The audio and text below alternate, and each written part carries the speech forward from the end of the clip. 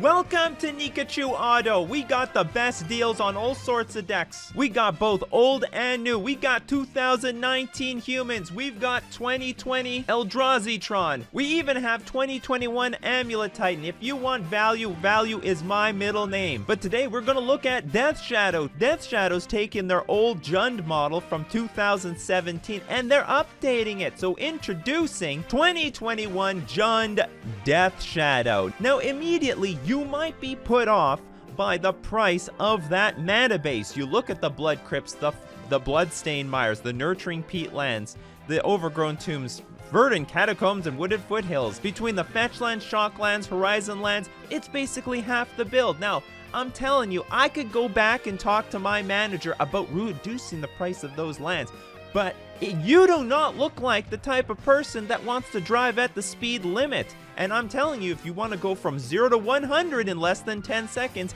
you need that mana base. Do not cut costs on your lands. Now, you might be asking, do I need insurance for this build? Absolutely not. This is the one build that looks better with damage. A few dents here, some scuffs there, keyed up on the side, broken rear view mirror, smashed tail light. For most decks, you need insurance. This one, it loves the damage. It gets stronger with the damage because of Death Shadow. If you take your life total down to 5, you're looking at an 8/8 creature for 1 mana. How much more power can you get in with such a small investment? And for a limited time only, for the first time ever, you can get 2 Death Shadows for the price of 1 deck. That's right, we now have Scourge of the Skyclaves. Scourge of the Skyclaves, power and toughness, each equal to 20 minus the highest life total among all the players, and your opponent's gonna take the damage one way or another thanks to Hex Drinker. Hex Drinker getting early out on there on the battlefield. As early as turn 2, you're already dealing damage to your opponent. You're gonna deal damage to yourself one way or another. How unlucky would you be to just have your basic lands in your hand?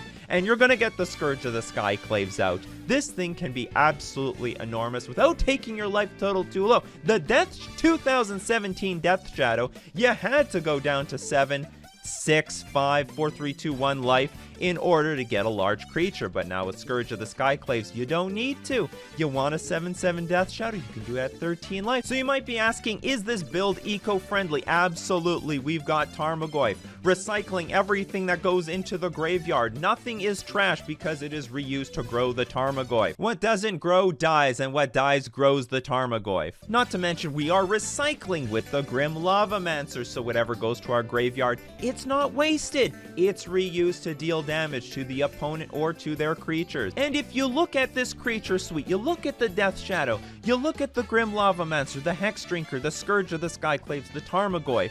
I mean, most modern archetypes, when you play their creatures, they immediately lose 10% of their value once you cast them from their hand. Not so with Death Shadow. They get better over time. The Tarmogoyf grows as you put more creatures and lands and instants, artifacts and enchantments into your graveyard. The Scourge of the Skyclave grows as your opponent and yourself lose life. As the Death Shadow, as you lose life. The Hex Drinker, as you level this thing up. The Grim Lavamancer, as more cards go into the graveyard. Name me another archetype whose creature base grows with time after you've paid for their mana cost. Not to mention, sometimes Auriok Champion is a roadblock into the middle of the road. You don't have to worry about that because we've got the Hex Drinker. The reason we're playing Hex Drinker over something like Monastery Swiftspear is because this thing can attack through an Auriok Champion. So not only do you have Tarmogoyf, which is great, you've got double the action with Hex Drinker. You can level this thing up so that it is also a bigger creature. It has protection from instants, and then if you level it up enough, boom, it has protection from everything. Great mana sink, useful against a very large variety of decks. But most importantly, beats those pesky Auriok champions in the middle of the road. What about mileage? How far can this thing go on a single tank of gas? And let me tell you, this thing can go so far. Let me explain. This deck plays Lurrus of the Dream Den. There is a greater chance that either your opponent or you will lose the game before you run out of cards, because as your creatures die, you're going to get Lurrus from the sideboard, put it back into your hand, get the Lurrus on the battlefield. All your stuff costs 1 or 2 mana. You'll get the Death Shadow back. You get the Grim Lavamancer, the Hex Drinker, Scourge of the Skyclaves, and Tarmogoyf. They're all coming back. Not to mention, you got access to Mishra's Bauble, which not only grows your Tarmogoyf because it does look for the artifacts in your graveyard, but will give you an extra draw every single turn. So even if you don't have the mana to cast any creatures from the graveyard, you can at least cast the Mishra's Bauble for nothing. Now this deck is fast, it attacks with gigantic creatures, can finish them off in short order with Team or Battle Rage, so even if there's anything in your way, you just blast right through it, giving your creature double strike, giving your creature trample, so there's no problem. But you might be asking, what about the combo decks? Are we fast enough against the combo decks? Let me tell you, this deck will deflate their tires. With both Inquisition of Kozilek and Thoughtseize, you're running maximum hand disruption, so that they will be left in the dust. They'll be so far off in your rear view mirror, they will not be a problem. Now, you might be asking yourself, we need windshield wiper removal for all the pests out there. We need to clean off Arbor Elves, Spike Feeders, Walking Ballistas, Sprite Dragons, Monastery Swiftspears, Soul Scar Mages, other Lurises. I got the removal for you. So if you're wondering how to remove that stuff from your windshield wiper, I can recommend some Fatal Pushes. We've got Lightning Bolt. Assassin's Trophy works like magic. Removes creatures, artifacts, enchantments, lands, planeswalkers. And for the low price of 2 mana, what are you sitting there for? Order now. And then we got Dismember. Give -5/-5 to a creature. It might hurt you a bit, but just wait till you see the other guy. Now you need junkyard removal, because if you don't, those spare parts are gonna come and haunt you.